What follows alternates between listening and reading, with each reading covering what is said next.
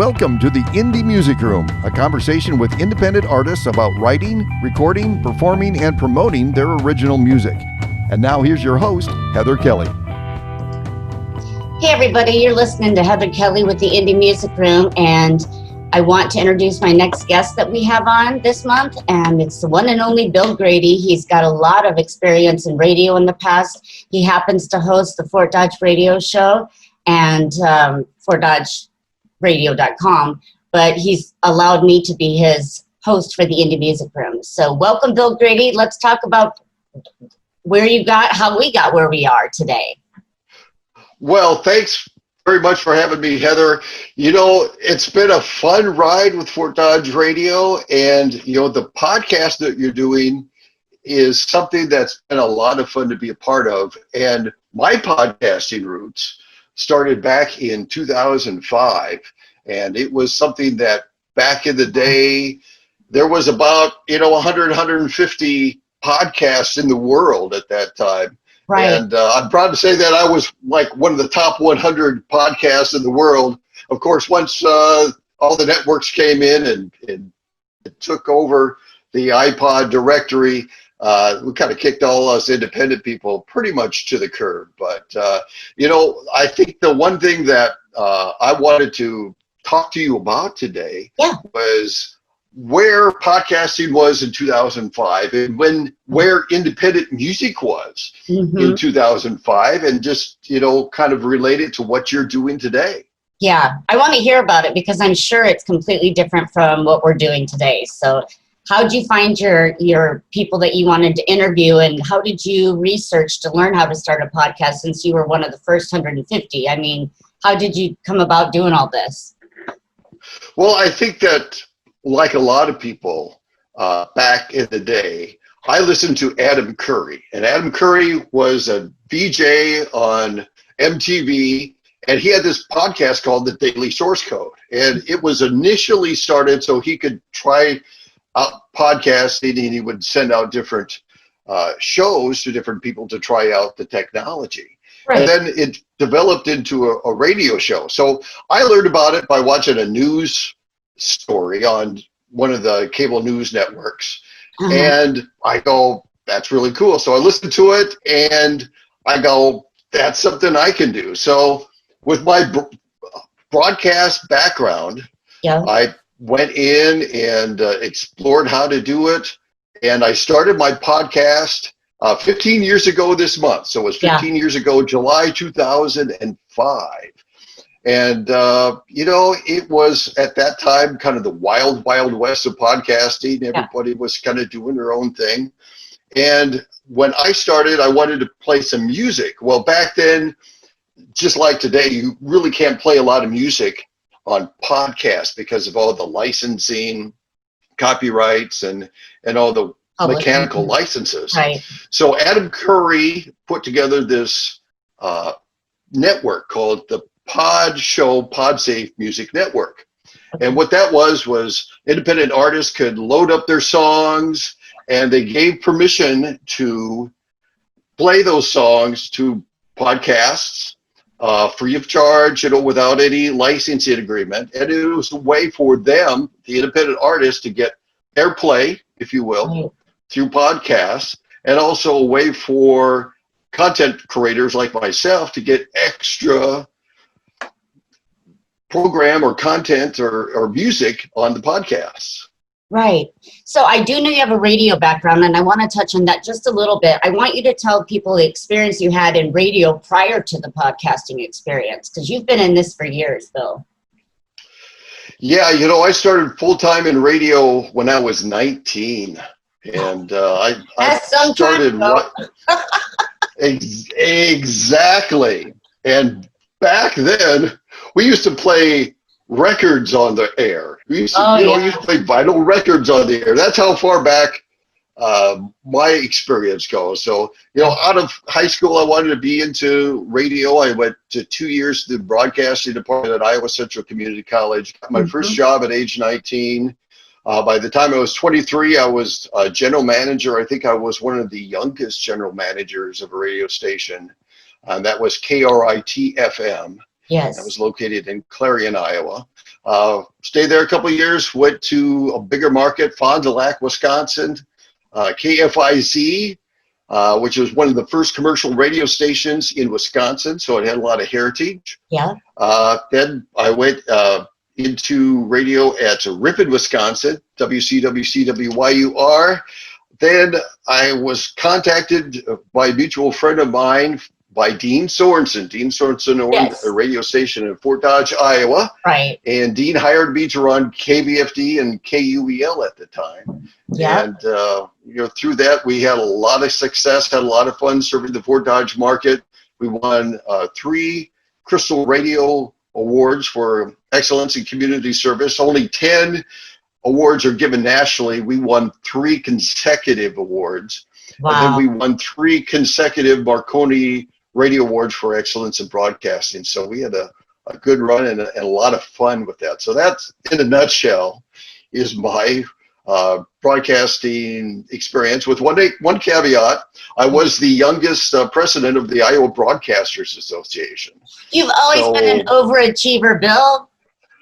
Well, I always, have been the youngest guy in the room till about 10 years ago. Then all of a sudden I started becoming the oldest guy in the room. Yeah, I was president of the Iowa Broadcasters at age 39, and awesome. That's almost 20 years ago. Time flies. 20 years ago. Yes. Okay, you chose one of your favorite songs. We're going to play a couple of your favorite tracks today, and the first one that you chose was called Brother Love. It's by the band Brother Love, and it's called Summertime. Do you have any background about that quick? Well, actually, I do. Brother Love is actually a solo artist. Right. And back in podcasting days in 2005, this was the most popular downloaded and played song in podcasting in 2005. So I thought it would be fun to, in case you missed it, here's Brother Love and Summertime. All right, here we go.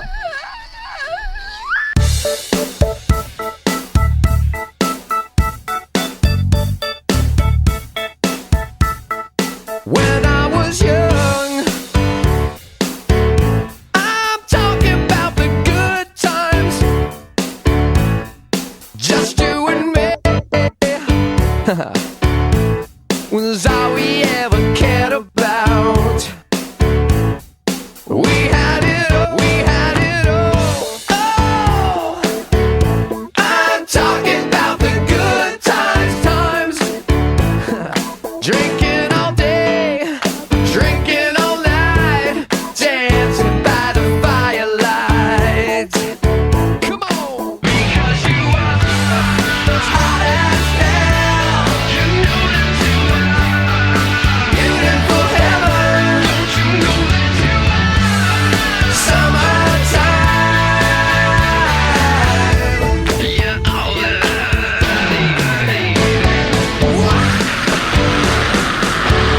I'm talking about the simple times. Hey, answer the call.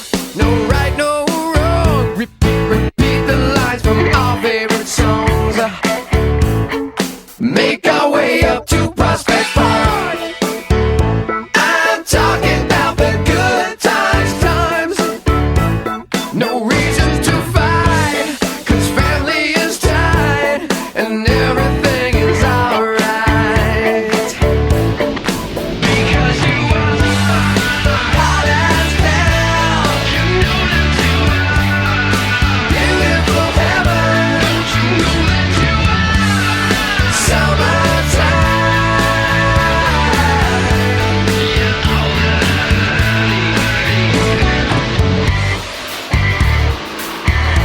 I've been thinking about you now. Since you're gone, I've been down and out. Ice cold since you left town. You're my summertime.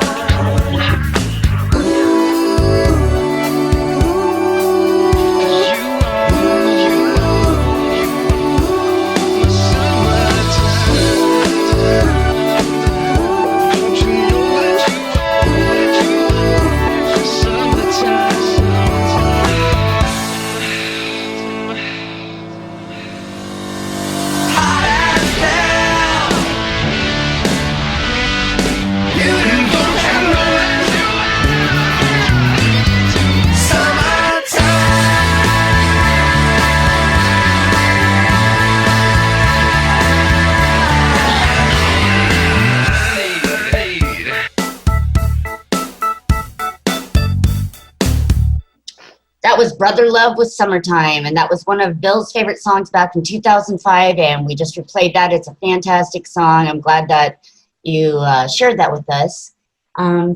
Let's go back to our history a little bit, Bill. You started your business in 2005. I started my band in 2006, and that's how we connected. So many years ago, you were gracious enough to do an interview behind one of our performances behind the band shell. And when you look at how many years ago that was and how long we've worked together and been friends together now, it's crazy. But you were doing a lot of videography too at the time. And are you still doing that right now, or commercials, or are you kind of gotten out of that?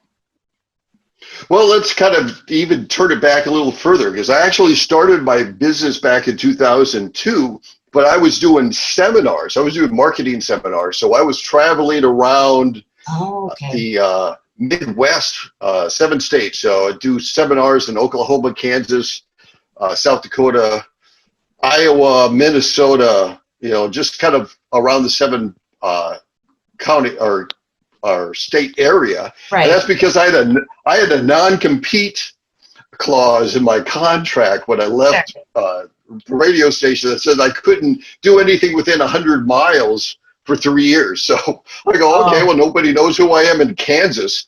So I started doing the seminars in Kansas. And then through that seminar business that I kind of said, well, I wonder if this is a way I can market myself through podcasting. And podcasting led to my4dodge.com, where we hooked up and started doing a lot of video. And back in the day when I started My4Dodge, did the video, really nobody else was doing it. You had to have a camera, you had to have special techniques. And once again, much like earlier in podcasting, it was kind of the wild, wild west. And it was a lot of fun for longest period of time. I was doing a lot of TV commercials for cable system out here, and did a lot of long form videos. I did a movie. We did a movie for the city of Mason City, and that was a lot of fun, but I've just kind of transitioned out of the video business and concentrating more toward audio and toward podcasting. Right. What are your future goals? What are you thinking of doing next, or just keep up with the radio show, what are you thinking you want to do next? Do you have other goals? I mean, you are definitely worthy of retirement should you want to, but I know you, again, overachiever, likes to work hard. So what are your future plans? Well, right now, I think that the future of audio, and especially the future of radio and streaming, is really kind of got my interest, has piqued my interest. And, throughout this career where I've been away from radio for about 20 years, it's kind of taken different turns kind of as things have developed. So I'm always looking for that new opportunity. I'm always looking for that next new twist in media, that next new twist in whether it's podcasting and broadcasting or internet radio or whatever. So,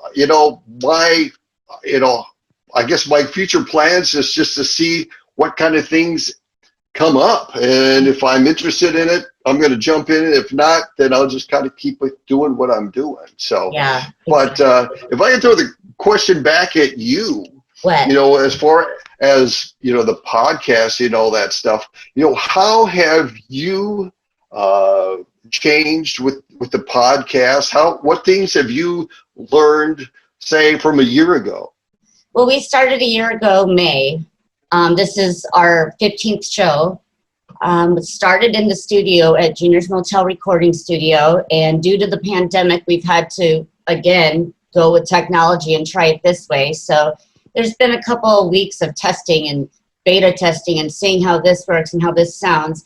I am fortunate that I have connections with the studio. I've been out here 14 years, so I've met a number of musicians throughout the years, and a lot of times that's how we stay in touch, who I choose to interview and submissions. The internet plays a huge part in that. I don't think that maybe you use the internet as much as I do back then, opposed to now. So that's how I keep in touch and book things, and it's just a little bit more easy to do from anywhere now than it used to be. Absolutely. Yeah. And it's changing, and it's fun to see the change. It's fun not to play vinyl records on the air anymore. I still play mine sometimes, but I'm vintage, so that's okay. Well, we've got another song to play, Bill. Say What You Will by Chance. Is that correct? That's correct. And Chance was one of those people that I interviewed for my podcast. By the way, the podcast is still online. It's called You Are the Guest. And, it's got a lot of old stuff on it. So politically, it's got a lot of things that probably isn't of interest. But the interview I did with Chance, I got to find out a lot about his career, about what he was doing, and he was a very talented, still is a very talented person. He's got his website going. He's got a lot of new songs. He might be also a featured guest from your show as well. I would love to. He's probably one of the more creative people that I've run across, because he not only writes the songs, but he performs the instruments. Yeah. So in this song, for example, Say What You Will, that we're going to play, he performs all the instruments. He plays the drums, the bass, guitar, does all the vocals. And, and it's nice to see him in 2020 still going strong and still creating new music. Absolutely. That inspires me, makes me want to keep doing it too. But all right, here we're going to have a list of Say What You Will by Chance.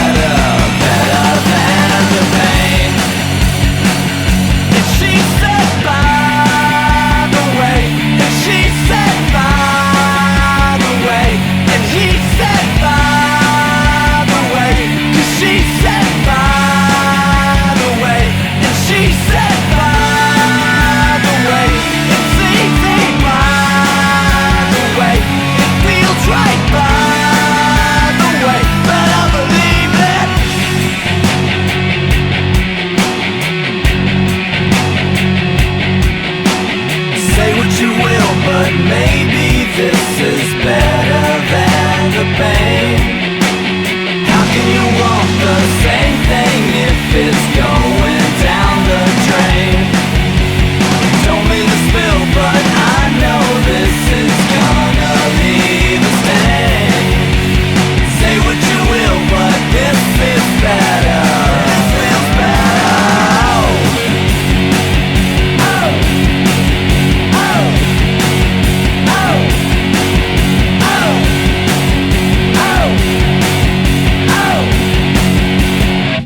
that was Say What You Will by Chance. Bill, I enjoyed that song. Thank you for sharing that with me. And I think you're right. I may just have him as a featured guest as well. That was fantastic. Going back just a little bit, I was thinking about our meeting. We were talking about my experience with the podcast, excuse me. But I was thinking about a year ago in May when you came out for that meeting, and we were troubleshooting and we were talking about this show idea, and I'm like, well, I could be the host. And then we just laughed because, I mean, I don't necessarily want to perform on stage in front of a crowd anymore, but I love the interaction with the musicians. So this turned out to be a lot of fun. Thank you for the opportunity. I've enjoyed doing it.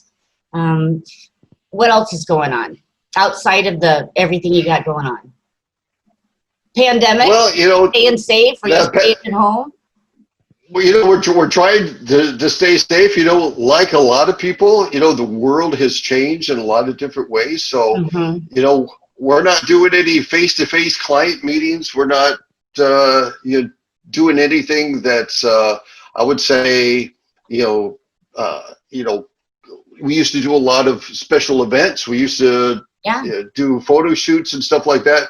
Those are pretty much gone out the window. So, what we found is that, our demand for digital products has gone up, and, of course. I do a lot of voiceover work too.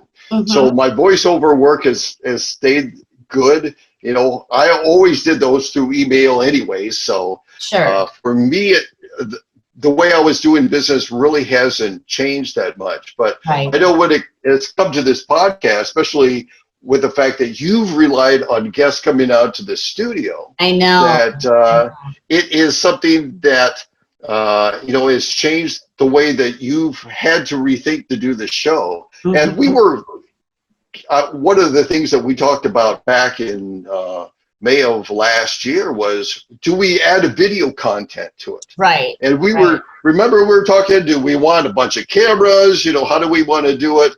Right. And then when you came up with this idea, it's like, why did we think of that, a year ago? I think it makes so much sense. And I'm excited for the fact that you'll be able to really have the barriers lifted for the different guests and the different type of artists that you'll be able to have on this show.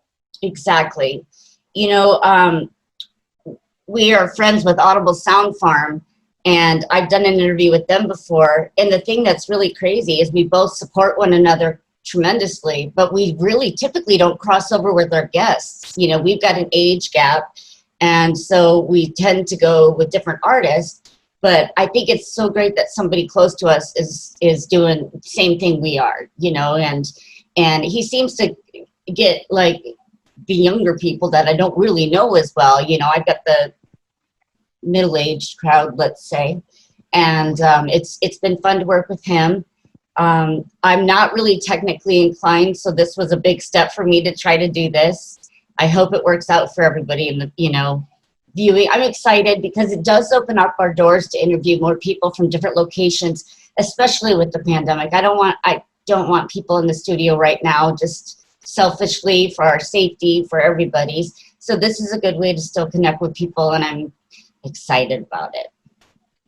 And talking about collaboration, especially what we've done with Peter, he's been a great supporter of the radio station and also the podcast.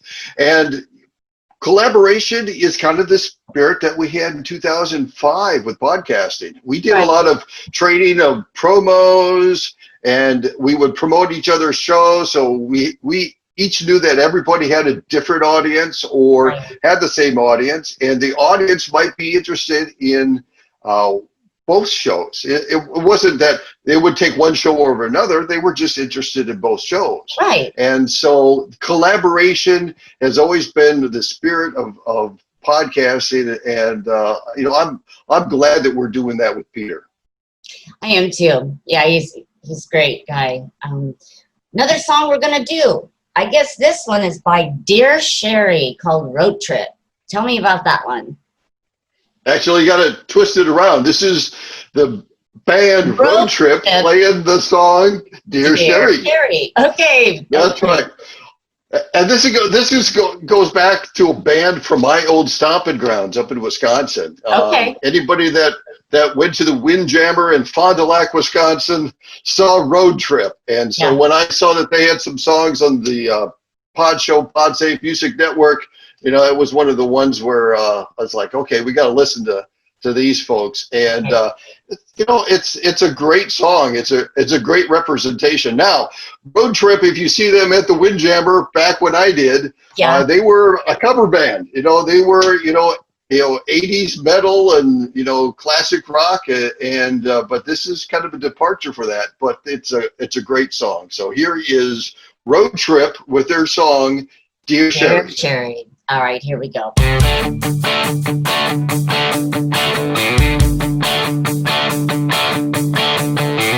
She was born and raised in Chicago, 1,000 miles from anything that I know. But time is funny, and if I only knew. Once upon a small town summer day, beneath the sun on a shiny silver lake, forever changed from meeting you. Cheri, I still believe in an old love song and a driving movie. Still lives, lost in old times. So please come back from the city tonight. Anywhere with you, I don't wanna be out on the road and we don't know where it leads. Cheri, I don't mind saying I miss your smile. And I like the fact we make plans. I took it day by day, hand in hand. And every step I take might sway me in my Cheri, I still believe in an old love song and a driving movie.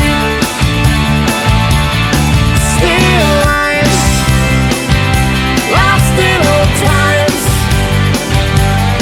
So please come back from the city tonight.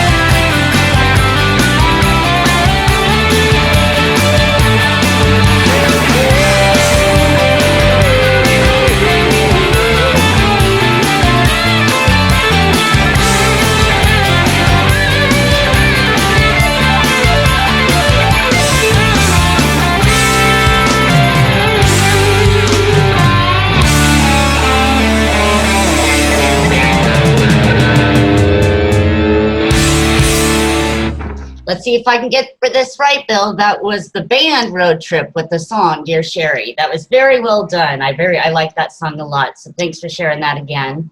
Thoughts on my show with you in the future? Oh, well, the video aspect, I think, is one of the things that I'm looking to grow more, for 2020 and beyond. The audio part of it is something that is, once again, because of the interest in podcasting, is just really gaining a lot of traction. Right. And I think there will be two separate audiences. I think there are the people that want the audio part that can listen at their convenience, either with their iPod or their iPad or whatever they use to listen to podcasts. Yeah. And then there's the YouTube audience. There's the people that want to watch something. There's people that want to watch and listen. Right. And also the other thing that I always tell clients, and that is that YouTube is the second largest search engine in the world. Yeah, it is. So with that in mind, why wouldn't you want to be on YouTube? Yep, that's right. That's right.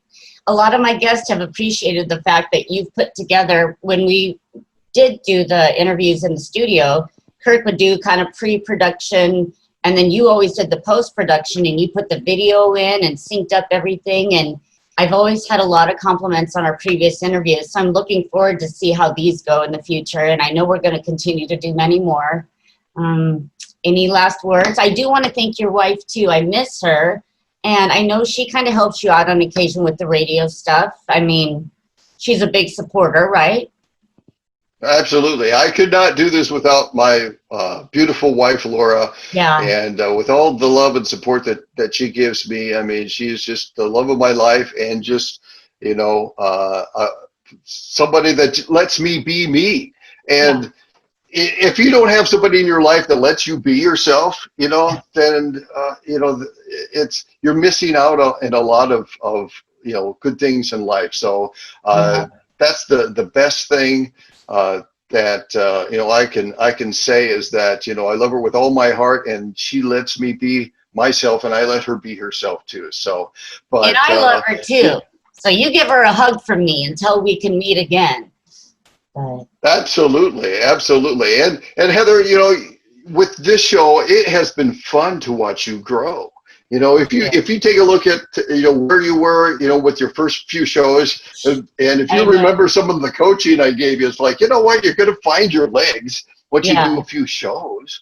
And boy, you did. And I think you found it a lot quicker than I did. It took me a lot longer to really find my legs, but you were able to do it a lot quicker. But that's just because of your natural talent, your likability, your personality. And, I had no doubt whatsoever that this was going to be big for you. So I'm happy for you. I'm proud of you. And let's keep making this thing grow and be big. We will do that. But again, thanks for being my mentor. You've always been there for me. So with that said, we're going to wrap up the 15th edition of the Indie Music Room with Heather Kelly, with my host today, or my guest today, Bill Grady. I don't even know what to call him. He's my friend. He's my partner. We're in partners in crime together. So thank you, Bill, for joining me today. And everybody take care, be safe, and we will be in touch soon. Bye. You've been listening to the Indie Music Room with Heather Kelly. Be sure to listen every Saturday and Sunday right here on FortDodgeRadio.com and subscribe for all our past and upcoming shows. The Indie Music Room is a production of FortDodgeRadio.com.